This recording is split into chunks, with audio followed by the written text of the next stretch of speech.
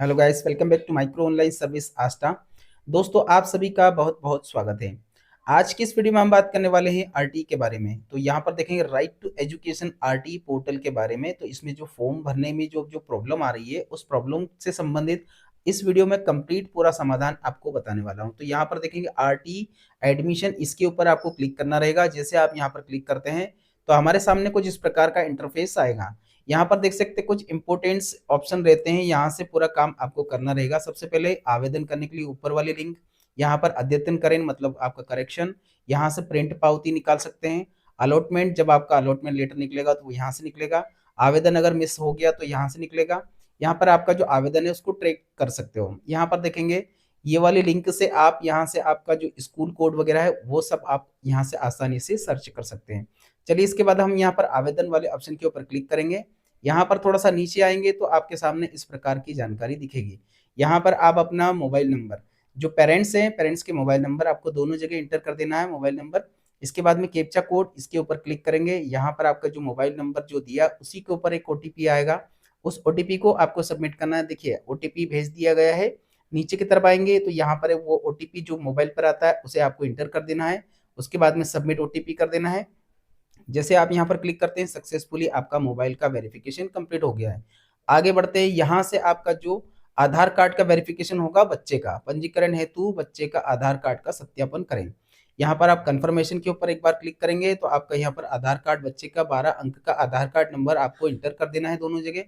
जैसे आप यहाँ पर इंटर करते हैं तो आपका जो फॉर्म की जो प्रोसेस है वो यहाँ से ई-केवाईसी के माध्यम से आगे बढ़ेगी। ओटीपी के माध्यम से आपको ई-केवाईसी करना है। आधार कार्ड में जो मोबाइल नंबर अपडेट है उसी पर ही एक ओटीपी आएगा, उस ओटीपी को आपको यहाँ पर इंटर कर देना है। देन उसके बाद में आपको यहाँ से सबमिट कर देना। ओके करेंगे। ओके करने के बाद देखेंगे इस प्रकार का इंटरफेस खुलेगा।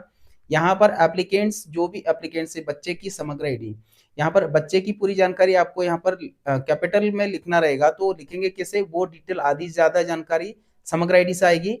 9 डिजिट की जो समग्र आईडी रहती है बच्चे की वो डालेंगे तो आगे का जो परिवार आईडी ऑटोमेटिकली यहाँ पर फेच हो जाएगा। ठीक है, आगे बढ़ते हैं। यहाँ से जैसे हमने जानकारी फेच कराया, अब इसके बाद में बी कॉलम में देखेंगे यहाँ पर जो फादर्स की, पालक की, इनकी जानकारी है, ये पूरी जानकारी आपके सामने यहाँ पर देखने को मिल जाएगी। इसमें जो जिला है, इसके बाद जनपद पंचायत क्या लगता है, गांव कौन सा लगता है, ये सब ऑटोमेटिकली फिलअप होकर के आएगा समग्र से। यहाँ पर आपको फिलअप करना रहेगा आपका गांव का नाम, शहर का नाम, जो भी है, जो यहाँ पर लिखा है सेम ऐसा आपको फिलअप कर देना है।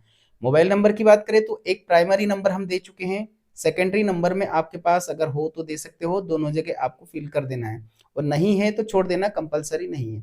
जीमेल आईडी भी इसी प्रकार से अगर आपके पास हो, यदि हो तो डालें, नहीं तो छोड़ दीजिएगा, कंपलसरी नहीं है। आगे बढ़ते हैं।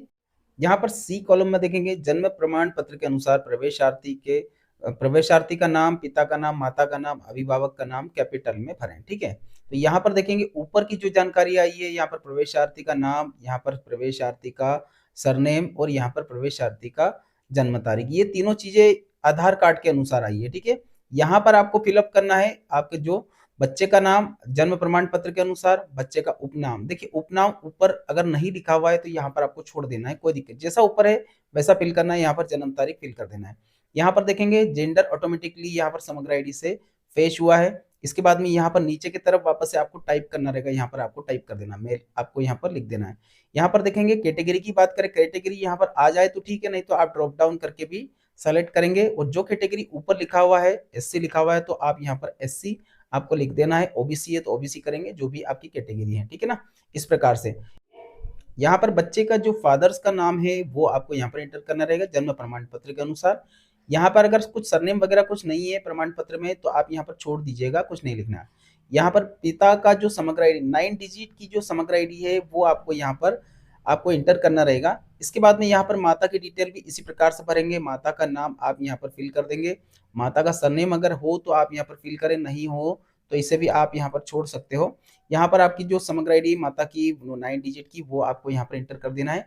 आगे बढ़ते हैं। यहाँ से आपका जो फॉर्म की जो मेन डिटेल है वो यहाँ से प्रारंभ होती है। डी में देखेंगे प्रमाण पत्र में अंकित प्रवेशार्थी का यहाँ पर जो कोटा रहता है, आरटी में किस चीज से आप फॉर्म भर रहे हो वो आपको दिखाना रहेगा। सबसे पहले बात करेंगे, अगर बीपीएल कार्ड अगर है बच्चे का, मतलब बच्चे के फादर का अगर मान लो बीपीएल कार्ड है तो आप बीपीएल कार्ड लगा सकते हो, नो प्रॉब्लम। लेकिन जीवित प्रमाण पत्र होना चाहिए। बीपीएल कार्ड में भी ऐसा होता है कि अगर एक्सपायरी हो जाता है तो वो फेस नहीं होता, ठीक है ना, फेस हो जाए ऐसा ही बीपीएल कार्ड आपको लगाना रहेगा। यहाँ पर देखेंगे जाति प्रमाण पत्र, एसटी/एससी अगर आप वर्ग से हैं तो आप अपना जाति प्रमाण पत्र लगाएंगे। अगर आप वन पट्टाधारी अगर कुछ है, अगर ऐसा आपके पास वन पट्टा का कुछ है तो आप यहाँ पर लगा सकते हो। यहाँ पर आगे बढ़ेंगे, जाति प्रमाण पत्र के अनुसार अगर आप विमुक्त जाति के हैं तो वो जाति प्रमाण पत्र के अनुसार भी फॉर्म भर सकते हैं। देखिए, महिला एवं बाल विकास अधिकारी के द्वारा पंजीकृत अनाथ बच्चे का कोई प्रमाण पत्र हो तो वो भी आप यहाँ पर फॉर्म भर सकते हो। यहाँ पर अगर आप डिसेबिलिटी, आपका कुछ बच्चे का कोई डिसेबिलिटी है तो वो भी आप यहाँ पर लगा सकते हो, प्रमाण पत्र देना पड़ेगा। यहाँ पर देखेंगे, अगर आपके माता पिता की किसी कारण से कोविड में मृत्यु हो चुकी है और उनका आपके पास मृत्यु प्रमाण पत्र है तो उससे भी आप यहाँ पर फॉर्म भर सकते हो, कोई प्रॉब्लम नहीं। अब एक एक जानकारी मैं आपको दिखा देता हूँ। अगर आप बीपीएल से भर रहे हैं तो बीपीएल से फॉर्म को भरेंगे कैसे, यहाँ पर बीपीएल का यहाँ पर जो सर्वे नंबर होता है वो डालेंगे। इसके बाद में आगे बढ़ेंगे, यहाँ पर उसमें ही वो डेट लिखी रहती है, वो डेट आपको यहाँ पर इंटर कर देना है जो उसमें बीपीएल में लिखी रहती है। किसने जारी किया तो जारीकर्ता का नाम आपको यहाँ पर लिख देना, मतलब टाइप कर देना है, ठीक है ना। आगे बढ़ते हैं, यहाँ पर देखेंगे जाति प्रमाण पत्र की बात करें तो जाति प्रमाण पत्र में एसटी और एससी वर्ग दोनों को रखा है। एसटी हो या फिर एससी हो, जो भी आपका वर्ग है उसे आपको यहाँ पर चॉइस करेंगे। जाति प्रमाण पत्र का नंबर आपको यहाँ पर इंटर कर देना है।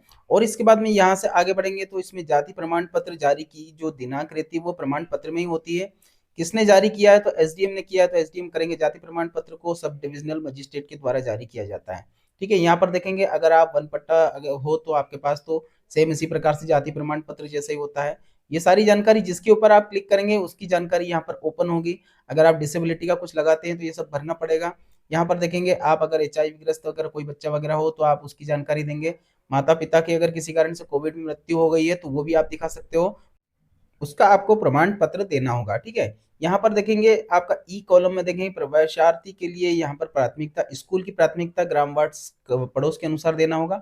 कम से कम 3 स्कूल आपको ऐड करना रहता है। अगर आप जैसे यहाँ पर स्कूल की बात करें, यहाँ पर चॉइस करेंगे आपका जो, जैसे मान लो आपने नर्सरी चॉइस किया तो यहाँ पर बच्चे की डेट ऑफ बर्थ के अनुसार ही जानकारी आती है। तो यहाँ पर देख सकते हैं आप, ये जो जानकारी है इसके अनुसार बच्चा यहाँ पर नर्सरी में फॉर्म नहीं भर सकता। आप भी अपने बच्चे के यहाँ पर चेक करना चाहें तो इस प्रकार से कर सकते हैं। यहाँ पर हमने केजी 1 में लिया तो केजी 1 में आ रहा है, ठीक है ना। तो चलिए, स्कूल की चॉइस फिलिंग को आपको यहाँ पर कैसे करना है वो समझ लीजिए। 2 स्कूल है, 2 स्कूल आ रहे हैं तो दोनों को ऐड करना होगा, लेकिन करेंगे कैसे। स्कूल का कोड मांगा जाता है, इसमें स्कूल की कोड आईडी आपको लाना रहेगा, लेकिन मिलेगा कहाँ से। मैंने स्टार्टिंग में आपको दिखाया था ग्रामवास पड़ोस, इस ये वाले लिंक के ऊपर जाकर के आप पूरी जानकारी कलेक्ट करेंगे। सबसे पहले यहाँ पर आएंगे, आप अपने जिले को चॉइस करेंगे, ठीक है ना, जो भी आपका जिला है। यहाँ पर अगर आप ग्रामीण क्षेत्र से हैं तो आप जनपद पंचायत इसको आपको सेलेक्ट करना होगा। अगर आप यहाँ पर शहरी क्षेत्र से हैं तो नगर पालिका नगर निगम जो भी आपके पास आता हो वो सेलेक्ट करेंगे। यहाँ पर अगर आप ग्रामीण, हम ग्रामीण का दिखा रहे हैं तो हमें यहाँ पर गांव सेलेक्ट करना होगा। इसके बाद में वापस से आपको एक बार यहाँ पर गांव आपका जो भी है उसे आपको सेलेक्ट करना होगा। अब कक्षा कौन सी जिसको आप लेना चाहते हैं तो यहाँ पर प्री प्राइमरी केजी 1, ठीक है, इसको हमने सेलेक्ट किया। यहाँ पर जो भी कैप्चा कोड डिस्प्ले होता है उसके ऊपर क्लिक करेंगे और आपका जो स्कूल की सूची है इसको आपको देखे, इसके ऊपर आपको क्लिक कर देना है। यहाँ पर देखेंगे 2 स्कूल वहां पर आ रहा था, सीधी सी बात 2 स्कूल ही आएंगे। अब यहाँ पर करेंगे कैसे, यहाँ पर आपके सामने जो स्कूल आपको लेना है उस स्कूल के जस्ट सामने एक आईडी लिखा रहता है, ठीक है, उस आईडी को आपको नोट डाउन करना रहेगा। यहाँ पर देख सकते हैं स्कूल के जस्ट सामने एक आईडी लिखा रहता है, उस आईडी को आपको यहाँ पर नोट डाउन करना रहेगा। जब आप वहां पर चॉइस फिलिंग करेंगे तो यहाँ पर देखेंगे, जैसे हमने उस स्कूल की आईडी को डाला, यहाँ पर स्कूल का नाम आ जाएगा। ये कंप्लीट हो चुका है, एक स्कूल हमने यहाँ पर ऐड कर लिया। अब इसके बाद में दूसरा स्कूल डालने के लिए क्या करेंगे, यहाँ पर देखेंगे एक अतिरिक्त ऑप्शन रहता है, अतिरिक्त स्कूल जोड़े, इसके ऊपर आपको क्लिक करना होगा। जैसे आप यहाँ पर क्लिक करते हैं तो आपका जो अतिरिक्त वाला ऑप्शन है वो यहाँ पर ओपन हो जाएगा। सेम वो आईडी जो हमने अभी वहां पर कॉपी करके दिखाया था आपको, ये वाला, ठीक है, उस कॉपी कर लिया आपने। इसके बाद में यहाँ पर पेस्ट कर दिया। यहाँ पर देखेंगे ये दोनों कंप्लीट जानकारी हो गई। यहाँ पर देखेंगे आप एक बार इसको सेव कंटिन्यू कर लेना है, वापस से एक बार फिर से करना पड़ेगा, मैं आगे वो भी दिखाऊंगा आपको। यहाँ पर जब तक ये आगे नहीं बढ़ा रहा है, यहाँ पर सेव कर लिया। इसके बाद में यहाँ पर देखेंगे वेरिफिकेशन करने के लिए आपको कहाँ जाना है, तो आपका कौन सा जिले में आप वेरिफिकेशन करवाएंगे, जिला आपको सेलेक्ट कर लेना है। आगे आपका यहाँ पर ब्लॉक आपको सिलेक्ट करना रहेगा, कौन से ब्लॉक से हैं आप। यहाँ पर जन शिक्षा केंद्र कहाँ पर आपको वेरिफिकेशन कराना है, सरकारी स्कूल में जाना होगा। तो जो भी आपके पास का सरकारी स्कूल इसमें नाम आ रहा है वो उसी को जन शिक्षा केंद्र बोलते हैं। यहाँ पर देखेंगे आपका जो बच्चे का फोटोग्राफ है, बच्चे का फोटोग्राफ जेपीजी में होना चाहिए, 100 केबी से कम में होना चाहिए। तो आप यहाँ पर बच्चे का फोटोग्राफ यहाँ पर आपको अपलोड करना रहेगा, ठीक है, चूज फाइल करके। अब बात करेंगे यहाँ पर, आगे बढ़ेंगे तो यहाँ पर आपका जो आरटी से संबंधित आप क्या लगा रहे हो, जाति प्रमाण पत्र लगा रहे हो तो जाति लगाएंगे। अगर आपने यहाँ पर जाति प्रमाण पत्र की जगह आप बीपीएल कार्ड लगा रहे हो तो बीपीएल कार्ड लगाना है, लेकिन लगाएंगे पीडीएफ में ही, ओनली पीडीएफ लगेगा, और वो भी 500 केबी से कम में होना चाहिए। यहाँ पर देखेंगे जेपीजी टू पीडीएफ 300 केबी, इसको आपको यहाँ पर क्लिक कर देना है। जैसे आप लिखेंगे तो यहाँ पर आपके सामने कुछ इस प्रकार की जानकारी आएगी। आपकी जो फाइल है वो कहाँ पर है, आप यहाँ पर उसको उसका रास्ता दिखाएंगे जहाँ पर आपकी फाइल पड़ी। जैसे मान लो यहाँ पर जाति प्रमाण पत्र है तो कुछ इस प्रकार से आपको एंटर करना रहेगा। यहाँ पर देखेंगे जैसे आप आगे बढ़ाएंगे ये थोड़ा सा कम है, साइज हमने बढ़ाया तो यहाँ पर साइज ऊपर भी मूवमेंट होगा। तो यहाँ पर हम 300 के आसपास, 350 के आसपास आप लगा सकते हो, 350 के भी तक, ठीक है ना। यहाँ पर डाउनलोड किया, डाउनलोड होने के बाद आपके सामने यहाँ पर फाइल हो जाएगी कंप्लीट। उस फाइल को एक बार रीनेम कर देना जरूर। अब बात करते हैं फोटोग्राफ की। फोटोग्राफ नहीं होता उसका कारण ये होता है कि आपका जो बच्चा है, बच्चे के फोटोग्राफ में आप यहाँ पर स्पेस नहीं लगा सकते, स्पेशल कोई कैरेक्टर आप नहीं लगा सकते। ऐसी कंडीशन में भी आपका जो है फॉर्म सबमिट नहीं होता है, ठीक है ना, तो ये ध्यान रखिएगा। इसी प्रकार से आप यहाँ पर देखेंगे जो बीपीएल कार्ड हो, जाति प्रमाण पत्र हो, उसको भी यहाँ पर आप स्पेस नहीं लगा सकते, स्पेशल कैरेक्टर नहीं लगा सकते। यहाँ पर देखेंगे पूरी जानकारी आ चुकी है। एक बार आप यहाँ पर कैप्चा कोड डालेंगे, सबमिट करेंगे। यहाँ पर आप सबमिट करते हो तो यहाँ पर भी आपको एक एरर आती है। क्या एरर आती है वो मैं आपको करके दिखा देता हूँ। जैसे आप करते हैं, क्लिक करते हैं, स्कूल को एक बार फाइनली आपको सबमिट करना रहेगा, ठीक है, वापस से। जैसे आप स्कूल सबमिट करते हैं ऐसा आएगा आपके पास मैसेज। उसके बाद में यहाँ पर आपका जो कैप्चा कोड डिस्प्ले होता है वो कैप्चा कोड डालेंगे, कंप्लीट हुआ। यहाँ पर आपके सामने जैसे इसे सेव करते हैं, सेव करने के बाद में आपके सामने सक्सेसफुली लिखा रहा जाता है, एक नंबर आ जाता है। चाहे तो आप कॉपी कर लीजिए पहले उसे। यहाँ पर देखेंगे जैसे नंबर कॉपी हो जाता है ऑटोमेटिकली ये लिंक यहाँ तक आ जाएगी। इसके बाद में यहाँ पर आपके सामने जो कैप्चा कोड डिस्प्ले होता है उसको आपको यहाँ पर डिस्प्ले करेंगे, प्रिंट आउट आपके सामने आ जाएगी। यहाँ तक की बात तो आपने समझ लिया, ये प्रिंट आउट भी आ गया, सब हो गया, ठीक है। अब इस फॉर्म की जो वेरिफिकेशन की प्रोसेस होती है वो कैसे होती है, कहाँ जमा करना होता है, क्या होता है। सबसे पहले बात करेंगे एप्लीकेशन फॉर्म। आपने एप्लीकेशन भर लिया, एप्लीकेशन होने के बाद में इसी एप्लीकेशन के साथ साथ आपको जितने भी डॉक्यूमेंट्स लगाए हैं वो सारे डॉक्यूमेंट्स की 3-3 फोटोकॉपी का सेट बनाना रहेगा। वो सेट बनाने के बाद में आपको यहाँ पर वेरिफिकेशन जो जन शिक्षा केंद्र आपने लिया है वहीं पर आपको जाना रहेगा, जन शिक्षा केंद्र में आपको वेरिफिकेशन करवाना रहेगा। फाइनली आपने यहाँ पर ये प्रोसेस कंप्लीट कर लिया, वेरिफिकेशन हो गया। इसके बाद में पोर्टल पर ही आपको जब टाइम दिया जाएगा उस समय अलॉटमेंट निकलेगा। तो अलॉटमेंट लेटर जब आप निकलवाएंगे उसमें आपके स्कूल जो भी स्कूल आपको मिले हैं वो स्कूल आ जाएंगे, अलॉटमेंट लेटर निकलेगा। उसके बाद में जो स्कूल मिला आपको उस स्कूल में जा करके एडमिशन कराना होता है। तो दोस्तों आज के लिए इतना ही। वीडियो अच्छा लगे तो एक लाइक करके चैनल को सब्सक्राइब करें, वीडियो को लाइक करें। धन्यवाद आप सभी का वीडियो देखने के लिए। आपका दिन शुभ रहे। जय हिंद।